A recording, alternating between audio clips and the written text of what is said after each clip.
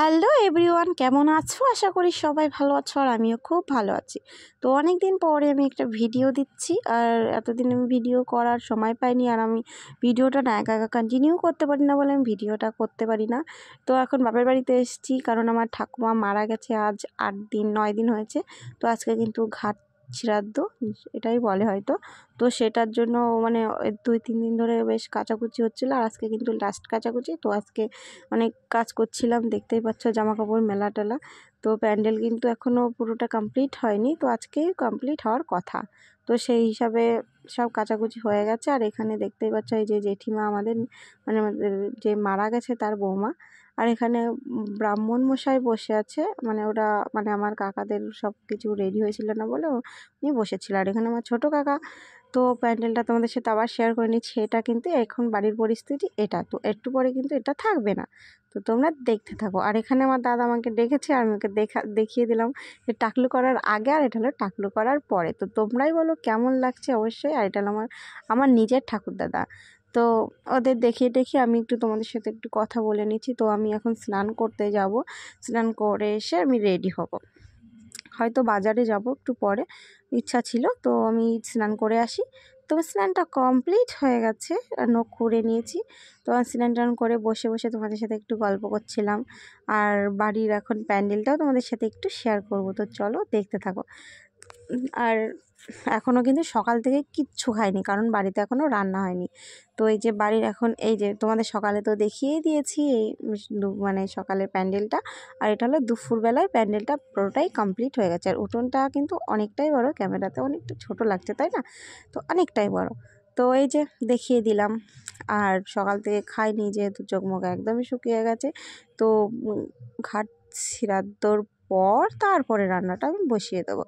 তো পিসি আসবে, ওটা হয়তো অনেক দূর থেকে আসছে, ওনাদেরও তো খেতে দিতে হবে। তো সকাল সকাল রান্না করার ভাবনা চিন্তা নিচ্ছিলাম, কারণ বাড়ি আর না হলেও তো হবে না, কারণ একটু পরেই ব্রাহ্মণ বলবে যে রান্না করতে পারো, তো আমরা রান্না তখনই করতে পারবো।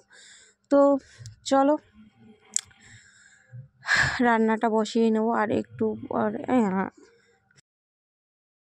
তারপর বসে বসে ভাবছিলাম আমি বাজারে যাব, কারণ কাকাদের জন্য বস্ত্র কিনতে যেতে হবে। তো সেটাই ভাবছিলাম আর তোমাদের সাথে শেয়ার করছিলাম, কিন্তু বাইরের অনেকটাই সাউন্ড ছিল বলে আমি ভয়েস ওভারটা দিতে বাধ্য হচ্ছে। আর এখন রাত হয়ে গেছে, তো আমি এখন রাতে বসে ভয়েস ওভারটা দিচ্ছি।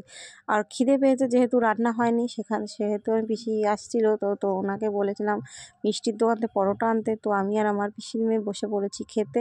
দেখতেই পাচ্ছ কি তাড়াতাড়ি খাচ্ছি, প্রচণ্ড খিদে পেয়ে গেছিলো গাইজ, প্রচণ্ড। তো চলো আমি খেয়ে নিয়ে তোমরা আমার খাওয়া ভিডিওটা দেখতে থাকো, কেমন লাগছে অবশ্যই কমেন্ট বক্সে জানিও। আর এই যে বাজারে চলে এসেছি, আর আমার বান্ধবী চলে এসছে স্টুডিওতে। তো ওর ফটো বের করার আছে, কারণ কলেজে দিতে হবে। তো আমাকে 10 টাকা চাচ্ছিলো, তো আমি বললাম নিয়ে নে। তো আমি তার মধ্যে আমাকে একটু দেখিয়ে দিলাম এই অবস্থা এখন।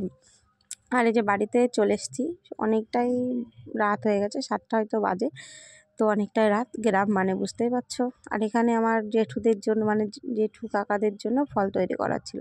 আর এখানে আমার জেঠিমা রান্না করতে বসেছে, আর আমি জেঠিকা বলছি যে একটু হ্যালো গাইজ বলে দাও। বলছে না বাবা, আমার দ্বারা ওটা হবে না। বলছি ঠিক আছে তাহলে হাই বলে দাও। তো ওটা হাই বলে দিয়েছে।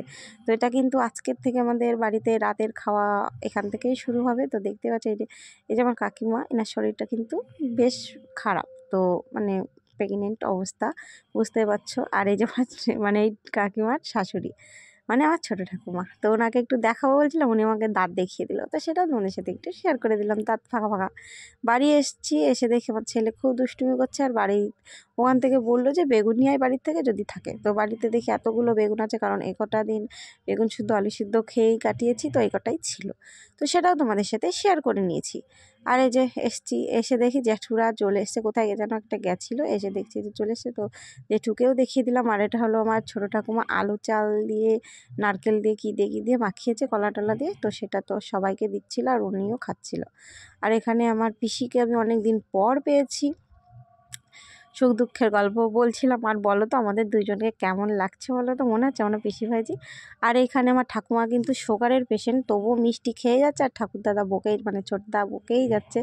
আর আমি বলছি বলে আমাকে দাঁতটা ভেঙচি দিয়ে দিল। তো দেখতেই পাচ্ছ মানে বাড়ির ছোটো ঠাকুমা আর এটা হলো ছোটদা। তো এই যে বাড়িতে রান্নাবান্না কমপ্লিট হয়ে গেছে, রাতে সিদ্ধ ভাত, আলু সিদ্ধ, বেগুন সিদ্ধ আর কুমড়ো সিদ্ধ, আর ছিল ডাল। তো সকালের যে ডালটা ছিল সেটা দিয়ে খাওয়াটা কমপ্লিট করে নিয়েছি। আর আমি খাচ্ছি, আমার প্রায় খাওয়া দাওয়া কমপ্লিট হয়ে গেছে। আর এখানে কিন্তু আমাদের মিনি হাতি 3টে বসে আছে, আরও আসবে, আরও হাতিদের তোমাদের সাথে অবশ্যই শেয়ার করব, দেখাবো। আর এটা হলো মানে মাঝারি সাইজের হাতি আর কি। আর আমরাও হাতি, মানে আমাদের থেকে এরা বেশি হাতি। তো দেখতেই পাচ্ছ এখানে কিন্তু 3 মূর্তি একদম। অনেক দিন পর বোনরা মোল্লা মিলে দেখা হয়েছে, তো একটু অনেক হাসাহাসি করছিলাম। আর এই যে আমি খাচ্ছিলাম, সেটা আমি বোনকে বললাম একটু ধরে দে, আমি খাচ্ছি। তো আমি ডাল ভাত খাচ্ছিলাম, খুব ভালো লাগছিলো। সবার সাথে বসে খাওয়ার মজাটাই কিন্তু আলাদা বন্ধুরা। তো এই যে খাওয়া দাওয়ার পরে গল্প টল্প করার পরে এখন অনেকটাই ক্লান্ত হয়ে গেছি, চোখ মুখ দেখেই বোঝা যাচ্ছে। এখন যাব শুতে। তো ভিডিওটা কেমন লেগেছে অবশ্যই কমেন্ট বক্সে জানিও। টাটা, বাই বাই, দেখা হচ্ছে পরের ভিডিও।